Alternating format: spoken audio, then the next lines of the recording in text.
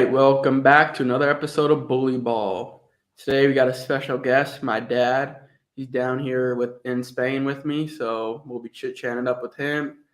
49ers, man, have a pretty big game this week. The number 2 and first seed, I guess, are still on the line. So a big game against the Commanders. We'll talk about that. We'll talk a little bit about last week's game against the Seahawks, clinching the NFC West. Talk some Pro Bowl as well. I know there's a lot of Niner fans that are upset about some snubs that have been going on, especially with the Niners for sure. So we'll jump in a little bit of that. And yeah, this one will just be about pretty much everything that's been going on with the Niners in the past couple weeks. All right, let's get into it. Tony Montana, Tony Montana, Tony Montana, check up on my ear. Tony Montana, Tony Montana, Tony Montana, I'm about to cut. So like I said before, my dad joining me in person, down from Spain. What's been the atmosphere around the team out there in California, the Bay Area specifically? It's starting to get live. The fans are starting to get hyped. They believe in the team. They believe in Purdy. Some of them are ready to have him be our starter and scrap, Jimmy and Trey. But that's a whole nother story. But the fans are in. They're behind the team. It's been getting loud out there. Everybody's starting to rally behind them. And it's a feeling around the Bay that this could be our year. Yeah. And then, Joe, how you doing out there in Germany? Doing good.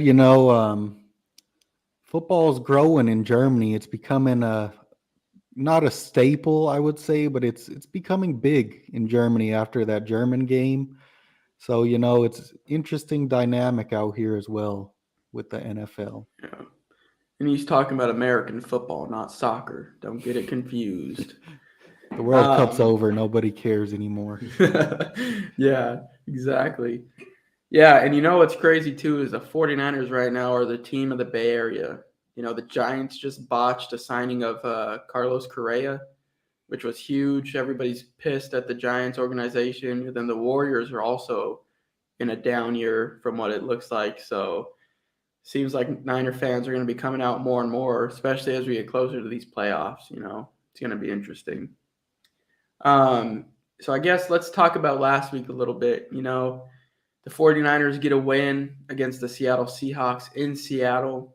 Quarterback Brock Purdy, playing with that oblique rib injury. He was able to tough it out, played the whole game, and came away with the W.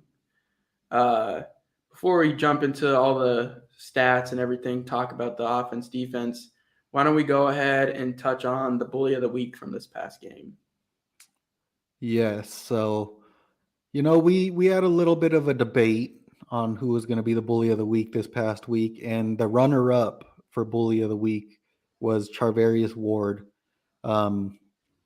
Very good case for him to be bully of the week. You saw during the live broadcast, it kept zooming in, re-showing him clamping up DK, and he even got DK to commit a 15-yard penalty. Was it unnecessary roughness or something? I don't remember. I think, he got 2. He got the, unnecessary roughness one, and then he also got the offensive PI, yeah. So very good week for him. Could have been the bully of the week, but we went with Dre Greenlaw for bully of the week in week 15. He had 8 tackles, 2 passes defended, and he had the fumble. He caused the fumble that Charvarius Ward picked up and got down into the red zone.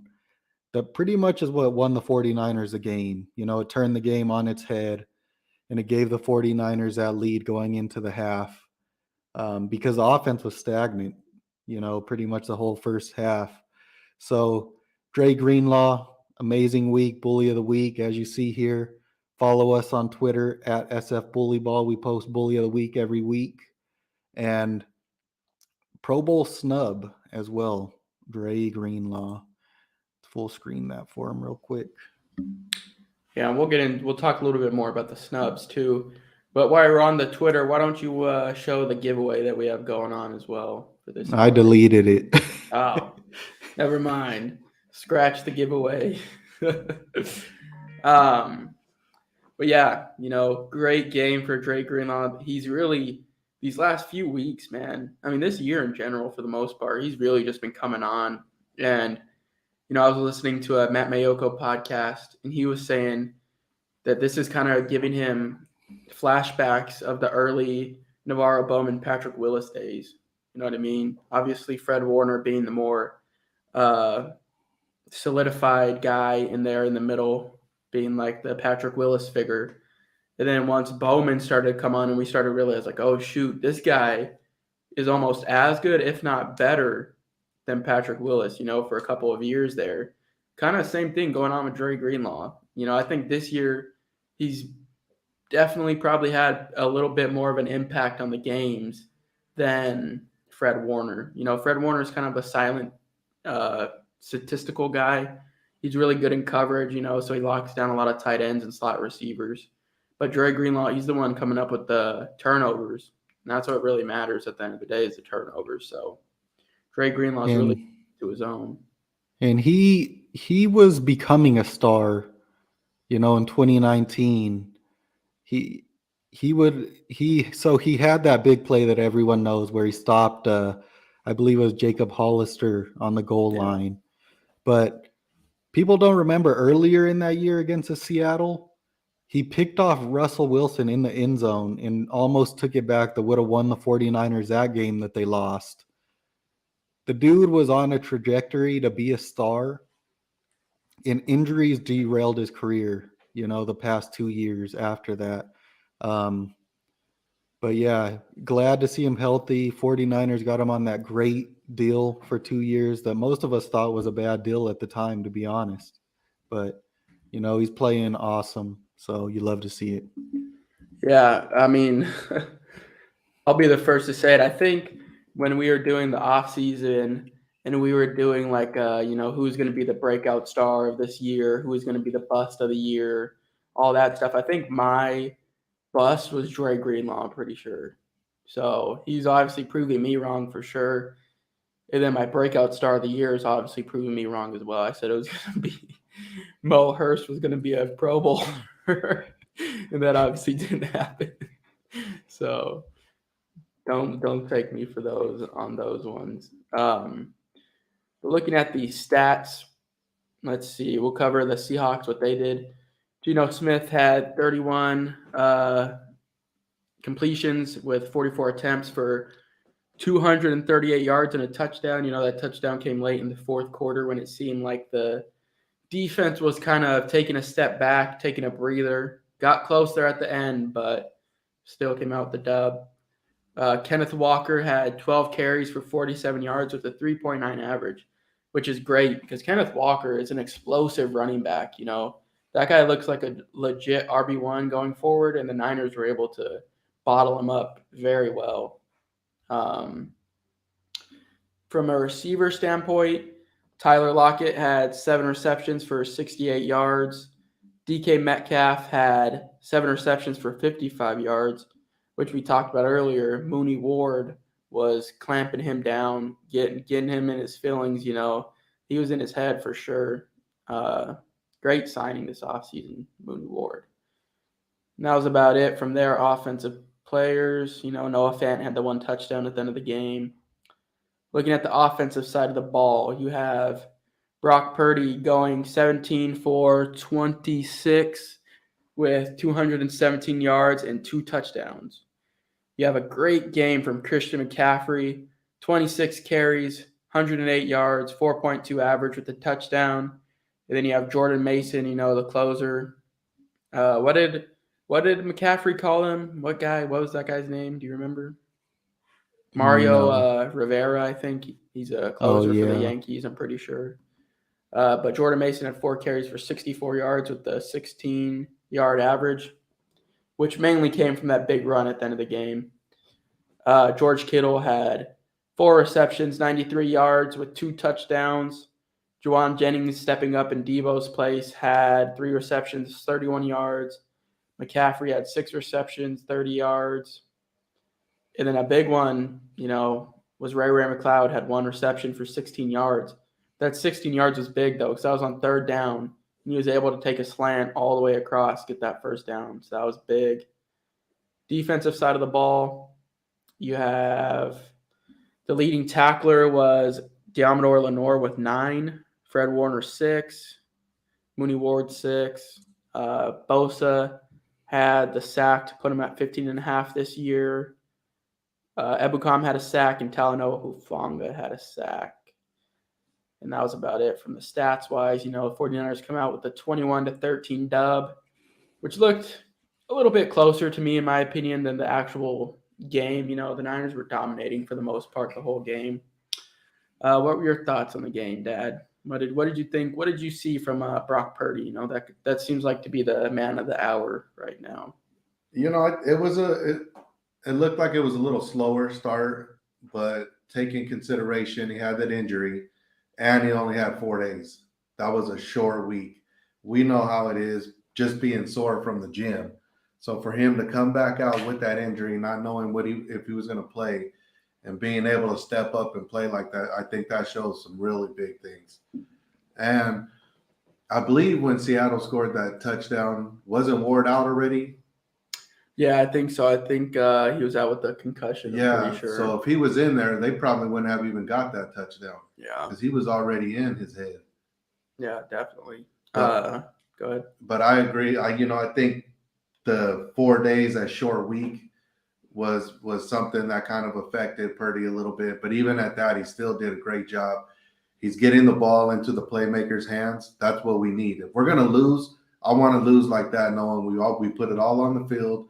It's in our playmakers' hands, and the team came out a better team and beat us. I'll be fine with that. Yeah, definitely. Like you said, that Shanahan was in his bag too. That play call to Kittle, those 2 fake screens, then Kittle over the middle was a great touchdown. It was really cool to see. There's a clip on Twitter of, I think it was Bill Walsh running it with Joe Montana, and he did this, or no, it was Steve Young, right? I think it was Steve Young. I know it was Bill Walsh. Yeah. I don't remember which one, but one of the greats, one of the GOATs, same play, super cool to see. But yeah, I think, what did you think about Brock Purdy in his performance? Yeah, I think I agree with what you said. The short week, our last game off a short week, who was that against after the Cardinals game? After the Cardinals? Yeah, because I'm pretty sure we played the Cardinals on a Monday, didn't we? Wasn't that a Thursday? Or a Thursday, Monday, Thursday. What was it? Let me see real fast. Yeah, it was a Monday. And then we went out and played the Saints and won 13-0. Yeah. On those short weeks, you're just going to be sloppy. You don't have much practice. They said Brock Purdy didn't even throw in practice that week. So, it's going to be a bad week. The injury, like you said, without Deebo Samuel. So you're losing one of your key weapons as well. And then, so you expect a down week. But then the thing that really stands out to me is, even though the offense was slow, you still saw those plays that made you go like, wow, this isn't like a scrub or a 7th round pick or a backup playing quarterback. Like, there's that play where he's doing a play action rollout, slips and falls on the ground, gets up, gets past the D end or somebody that's rushing on him, and throws a dart across his body for like a 10-yard gain to, I think it might have been Jawan or Ray. I think it was Ray. Sure. Yeah. And like you just don't see that you would not have seen that from Nick Mullins. You would not have seen that from Jimmy G. It's a little different. You could say it's not special, but you see those plays where you're like, wow, this guy, he could be something. You know what I mean? And then like that play that you talked about, the fake and throw down the middle. Not a tough play, but he just looks smooth with it, and not all quarterbacks can look that smooth, faking left, 180 fake right, throw it clean down the middle. And, the accuracy was still there this past week, 3 weeks in a row now. You still see those rookie mistakes where, hey, he did not see that guy threw the ball right to the defender. He's done it 2 weeks in a row now and got bailed out. But he's the last pick in the draft. You expect that to happen.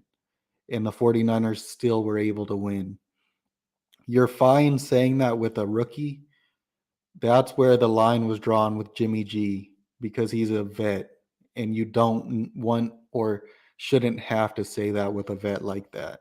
So that's my take on it. Well, and one other thing, let's not forget, we were in Seattle. 49er fans know Pete Carroll, Seattle, those guys would kick our ass all the time there. Their fans, are always loud. So to go into their house and then clinch on them in their house, they didn't want that at all.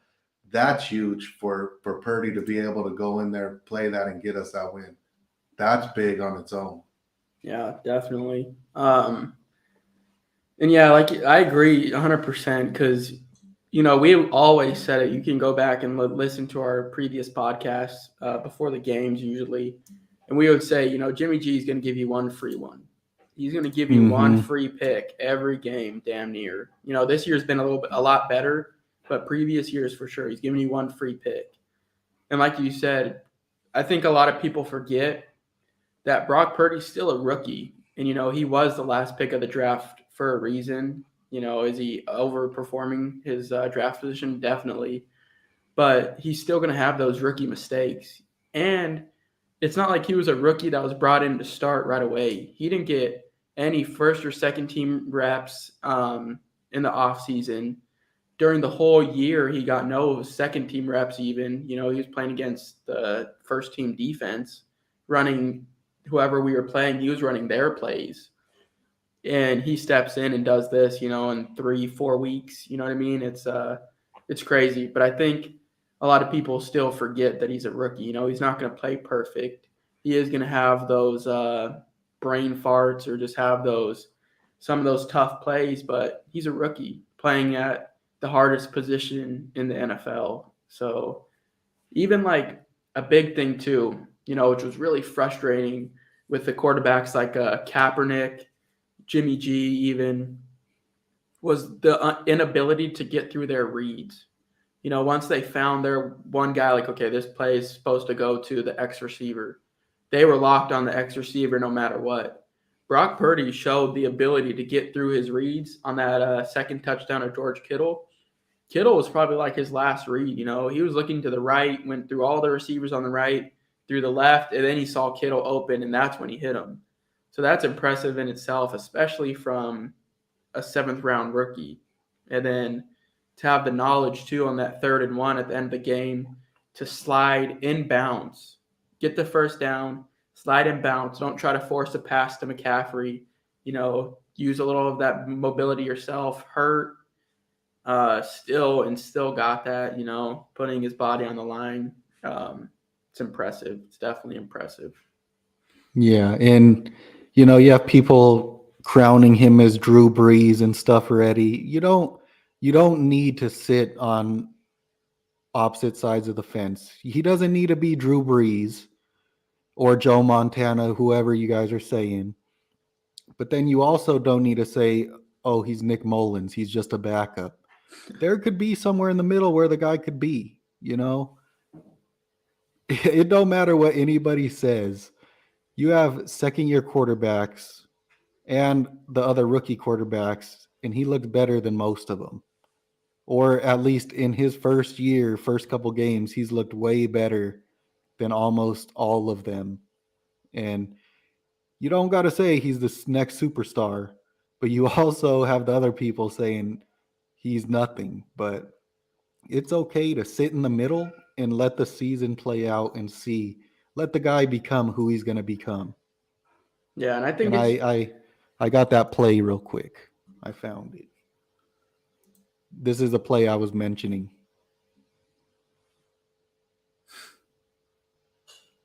That's more ability than a backup quarterback to me.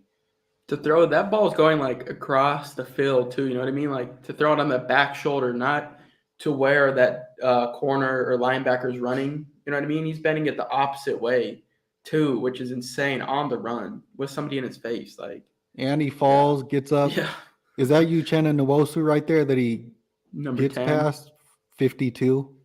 Oh, Or is no. that 50? Yeah, I That don't might know be who that is. Brooks, Jordan Brooks, I think. I don't know. So at this point, he's shown that his mobility is legit. He's not a fast guy, but who's that linebacker he broke last week or 2 weeks ago for that touchdown in the end zone? Devin White, I think, or Yeah, Levante David, one of their. Yeah, those are I think it was Pro Devin Bowlers. White. Yes.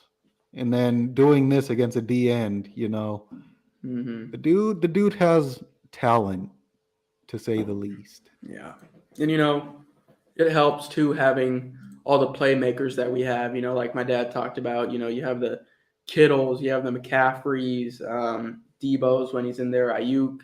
So obviously that's going to help a lot too.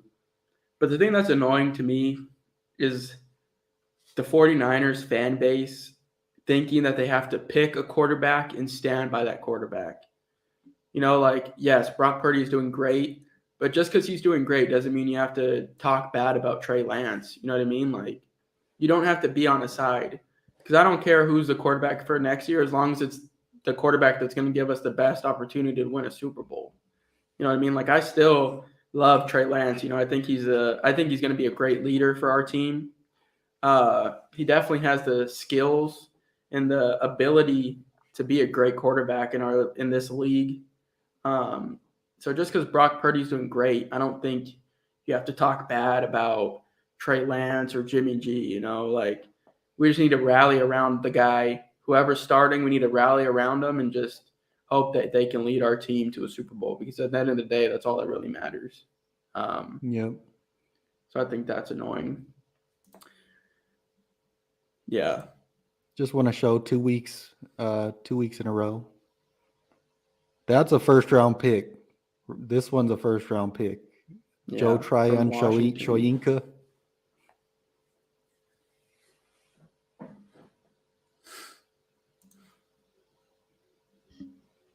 Yeah.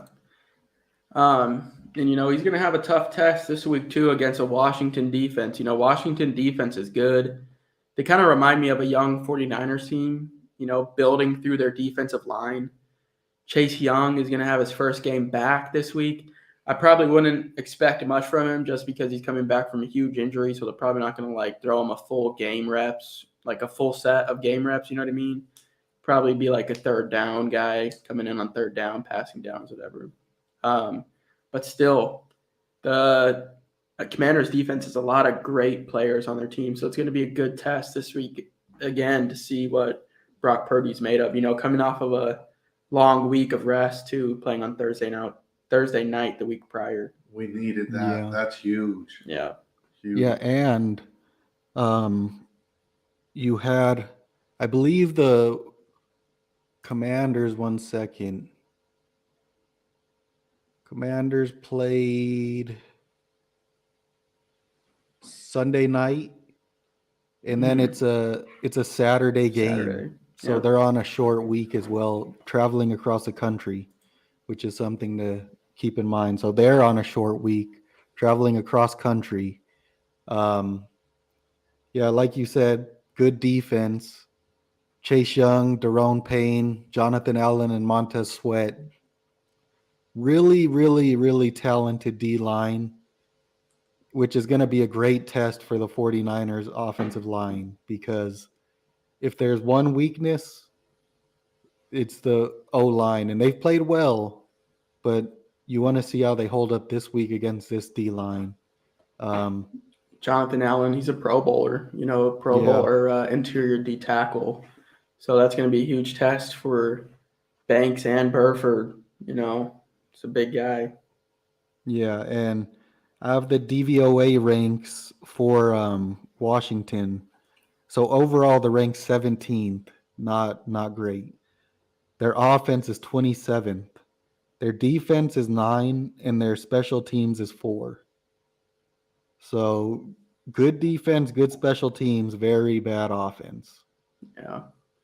I don't know if you know much about the Commanders quarterback Taylor Heineke, but it seems like there's been, I know Eric Crocker has compared Nick Mullins to Heineke. What are your thoughts on that? I don't know if you've seen him play a lot. He was in the XFL, right, for a little bit, or no? I think something like that. Yeah. He also compared Brock Purdy to Taylor Heineke. Yeah, that's what I said. You said right? Nick Mullins. No, Nick Mullins. Oh, Nick Mullins. Yeah, sorry, I meant Brock Purdy to Taylor Heineke, not Nick Mullins. But yeah, what do you think about that comparison? I haven't watched much of Heineke, but from what I have seen, the little bit I saw last year, he looked like kind of a gamer, kind of like what that we say Purdy is, some light athleticism, which is similar. I think he might have a better arm than Purdy. I'm not 100% sure on that, but so yeah, I guess you could say he's pretty similar. I think he has a really good receiving core, one of the more underrated ones in the league. But his O-line is terrible. So take that for what it is. What are your thoughts? I watched him in a couple games. He is a little baller. Yeah. He does have a nice long ball. Yeah. I think Purdy has those tight passes. That's where Purdy's pretty solid. He'll put it right in there. So I wouldn't be surprised if they try to throw a couple deep on us. But he's a baller. You can't overlook him. Like, that's going to be a good game. You can't go in there thinking, we're going to walk out easy with it. I know our fans will be there to help pump up the team. It's going to be loud. The team just needs to show up and do their thing now. This is playoff football time here. So this is where everything's on the table. Yeah, the Commanders are going to come out swinging too, because they're not in the playoffs yet. They're still fighting for a spot. I think they just lost to the Giants, so I think they're the last at 7th right now. And there's still like many teams fighting for that last like 2-3 spots. So those are wide open, so they're going to come out hard. If we beat them and the Lions win, the Lions are in at the moment.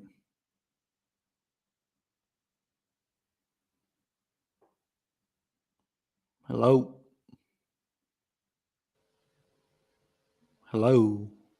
Yeah, can you hear us? We had your internet, terrible internet, Spanish internet. Cut out. Did you what hear happened? me? What were you saying though? No. I said if we beat the Commanders and the Lions win, the Lions will be in the last seed, I believe. Yeah, the Lions too. They're on a tear. They are. They're playing some ball right now. What are your guys' thoughts too about Christian McCaffrey's workload this last game? Because he did, like I said, I think he had 26 carries. He had about 6 receptions.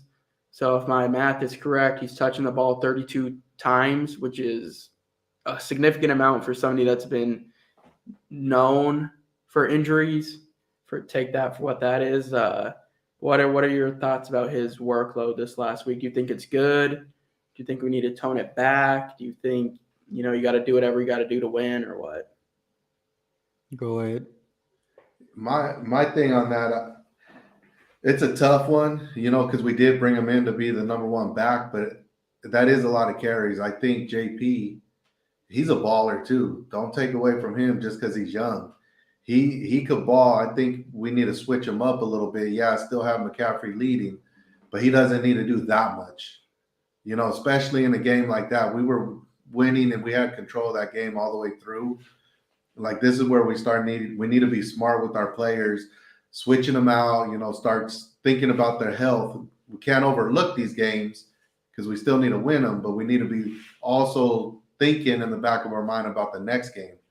We can't take injuries and, knock on wood, injuries, they've always messed with us. So we need to be smart about that. And like I said, JP can ball. You get him going, he's just as tough. So I do think we switch him up. I don't think he has to be working that much with all the talent on our team, including Juice as well. Yeah, definitely. What are your thoughts, Joe? Yeah, same thing. I've been saying it for weeks now. There's no reason JP should not be getting work in the first 3 quarters of the game. You've seen the dude run. You know what he can do. And I can understand you saying, like, well, you can't throw the ball on early downs when he's in. It doesn't matter. Get the dude out there and let him run the ball a little bit in the first 3 quarters. You're giving Christian McCaffrey way too many carries. You did this to Elijah Mitchell last year, and we saw what happened. You need to stop beating the hell out of these dudes and spread the ball out a little more. Yeah, definitely. JP's a big back too. He's like 5'11", 5'10", but he's like 220. So he's a great size for running between the tackles. Great size, and he's good at it too. He gets downhill fast. He's hitting those holes hard, and he's getting at least 3-4 yards a carry, at least. So why not get him in there, save McCaffrey, not only for the playoffs, but even if you need him later in the game, to really have that receiving threat later in the game. That way he's not gassed, all beat up. And like my dad said too, JP's a baller. It's not like he's had fumble issues or something. If anybody's had fumble issues, it's been McCaffrey. But yeah, JP's a baller. He needs to get the ball more for sure, just to keep them legs healthy. And like you said, so it doesn't happen like what happened to Eli Mitchell. But yeah, talking about McCaffrey, why don't we get into the Pro Bowl? Do you have who got elected for the 49ers Pro Bowl? Yeah, 1 second. I know there's a lot of Niner fans pretty upset when the rosters came out and they saw a couple guys that were left off from the Niners. All right, so we have safety Talanoa Hufanga, linebacker Fred Warner, defensive end Nick Bosa, tight end George Kittle, fullback Kyle Juszczyk, and tackle Trent Williams. And then the 49ers also had 7 players selected as alternates. Center Jake Brendel, kicker Robbie Gould, running back Christian McCaffrey, wide receiver Ray McLeod, but he's designated as a return specialist for that. Wide receiver Deebo Samuel, cornerback Charvarius Ward, and punter Mitch Wishnowsky. Yeah. Great for the guys that made it. Talanoa Hufanga making his first Pro Bowl in his first year starting. Well-deserved. He's been a playmaker for sure. Fred's Fred. He's going to ball out. Kittle going to ball out. Juszczyk's almost a lock every year to make the Pro Bowl. But the big one, Christian McCaffrey, left off the Pro Bowl roster, as an alternate for the guys of Miles Sanders and Tony Pollard were the 2 questionable ones. Who else made it for them for the third guy? It was somebody that well deserved. But anyways, what are your thoughts on McCaffrey not making the Pro Bowl? Yeah, it was a snub. He has the most all-purpose yards out of every NFC back selected. He has the least amount of rushing yards, but the most overall yards of everybody, and he's tied with touchdowns to, I believe, Miles Sanders. Terrible snub. He should have made it. It's going to piss him off, which is good for us. So, he should have made it, but I don't even think that's the biggest snub on the list. The biggest snub on the list is Dre Greenlaw is not even selected as an alternate. Should have been in the Pro Bowl, but not even an alternate. He has been the best linebacker on the 49ers this year. So that's the biggest snub to me. Yeah, I agree. It's crazy. What are your thoughts on some of the guys getting snubbed? Well, that one I think is tough because sometimes when you have like a linebacker like Fred Warner, you get thrown in the shadows because he has been balling out. Like that boy's playing this year. And so that was a snub. And it's crazy to me because the Niners are always getting snubbed. One way or another. I don't know what it is. We got a bunch of haters that always want to talk shit and hate on them. I don't understand why sometimes. I mean, both those guys should definitely be in there. They have the numbers, and you figure McCaffrey was on a shitty team at the beginning of the year, and he still did pretty good. You know, then he comes with us, and this opens up. But you know, we probably won't be. None of our guys will be playing that anyways, because we're gonna be playing in the big game on that weekend. Yeah. The next weekend. Yeah, it's interesting to say the least. I mean, the Pro Bowl this year too is not even like an actual Pro Bowl in the past. It's flag football, right? Yeah, it's like flag football, and then they're doing like a track thing and like some strength No. things or something like that. Yeah, that's interesting. But yeah, like my dad said, hopefully we're playing in the big one, so they won't even be there. Yeah, do you have anything else you want to talk about before we get out of here? Yes, so we were going to talk about Javon Kinlaw and Oh, Kalia yeah. Davis being their practice window opening from being on the IR and the NFI, I believe is what it is for Yeah. Kalia Davis. Mhm. So with that, Javon Kinlaw has said he thinks he's playing this week. And he said he's been in the weight room all off season and all season, and he's stronger than he was at the beginning of the season. So what are your thoughts about Javon Kinlaw coming back? And you know that takes one of the 2 IR spots the 49ers have left for the season. Do you think that's a good idea? Yeah, I think you have to at this point because I mean the other one they're thinking about is Eli Mitchell for the other spot. I think with the way Brock Purdy's been playing, there's no real reason to bring back Jimmy. You know, I mean, maybe. You know, I could see it. Josh Johnson, watching some practice videos, that guy does not look smooth. He does not look smooth when he's throwing the ball. But still, you're probably going to bring back Eli Mitchell. And obviously, especially right now, we need that interior D-line help. But at the same time, you know, it's hard to know what you're getting from Javon Kinlaw because even when he was playing, he wasn't playing at a super high level.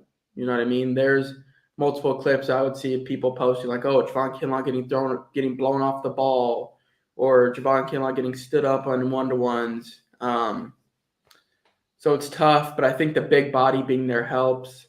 And then with the knees too, I feel like last time he came up, like he was coming back for the season, was the same thing. Like, oh, he's the strongest he's ever been, healthiest he's ever felt. And then next game, like he has chronic knee arthritis or whatever it is, and he's back out for 8 games. So personally, I'm not expecting much from him just because of the injury history. Yeah, that's my thoughts on him. What do you think about it? I agree. Same. I just hope where we're at right now, I hope he could come in, be healthy, and you know, give us some action. We could use it. Just hope for the best. Yeah, when he was playing this season, you know, right away in the game, you would see a flash play, and then it would be, that's it. All right. Then he'd taper off. Game would be played. You know what I mean? Like he'd pressure the quarterback or something. But when Shanahan was saying like, oh, we got to bring him back on a week that we're at home because flying on the plane like irritates his knee, that's not good. So, you know, we'll see what you get from him, but can't say much. That's bad drafting too, because it leaked that like the Niners knew, or like he was coming out of college with a known knee problem, like a chronic knee problem too. Yeah, a lot of teams had him off of their boards because they had flagged him for knee issues. And he drafted him to replace DeForest Buckner, which is insane. But that is what it is. Clea Davis, though. Yeah, let's talk about a little bit about you've kind of been the Clea Davis champion over these past, like ever since you drafted him. So what can you tell our fan base about Clea Davis? Yeah, so you know, you can't really expect much from a 6th-round pick that's a rookie, that's coming off an ACL tear in college. So he has no NFL training camp, preseason games, anything of that nature. But in college, the dude flashed a little bit.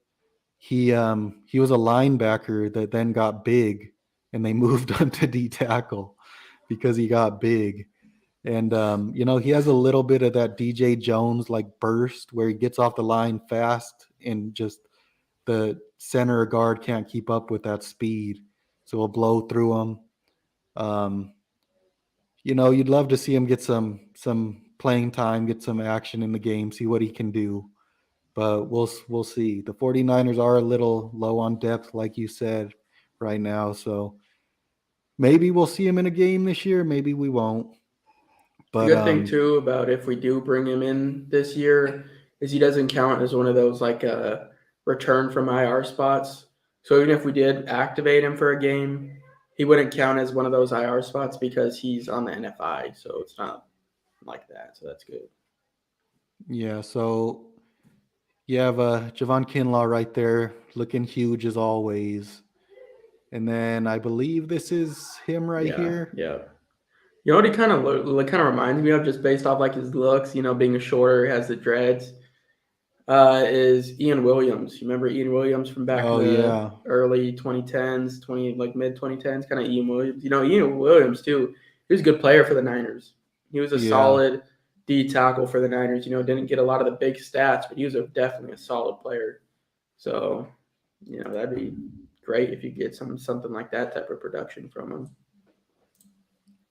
Yeah, so we'll see what we can get from him. Let me pull up. I have one college play here. He's coming from UCF, so that's where you're kind of. Well, you never know. Maybe he can come in.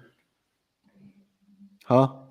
He's coming from UCF, which is kind of like your area of the Florida. Yeah, so you have him right here. You see the marker? Mm-hmm. Right here.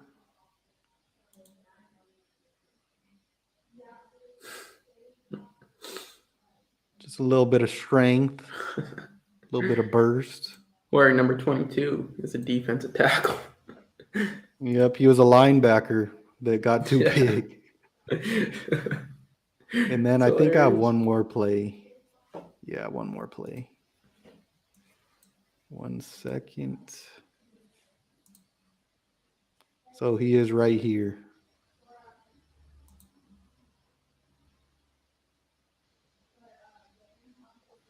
Yeah, shit.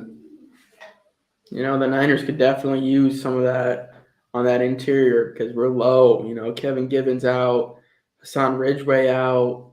You have Eric Armstead. He's been holding it down. Great impact from Eric Armstead. But after that, dude, you have Kerry Hyder, your guy T.Y. McGill, who was playing pretty good. Didn't he have a big play this last week?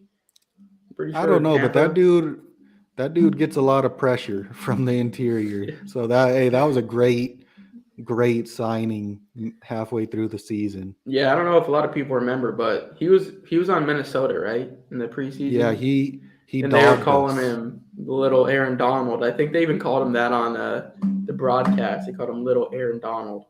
So yeah, he dogged us in the preseason. Yeah. All right. Do you have anything else? Nope. Hopefully we have another good week, another week of health. We'll be back for hopefully a pregame primer before the game on Saturday. And yeah, that's all I got.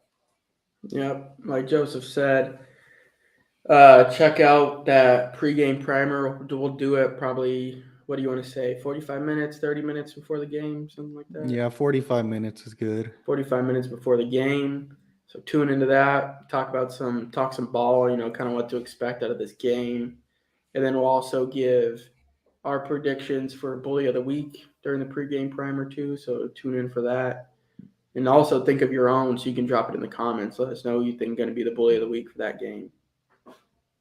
But yeah, like Joseph said, let's hope for another week of health, another week of great play from Sturdy Purdy. This is his nickname now, so that'd be good. And yeah, hopefully get out with the Niners dub. You got any closing thoughts? Let's play some bully ball. Yep.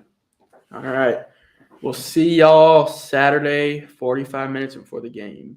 Peace.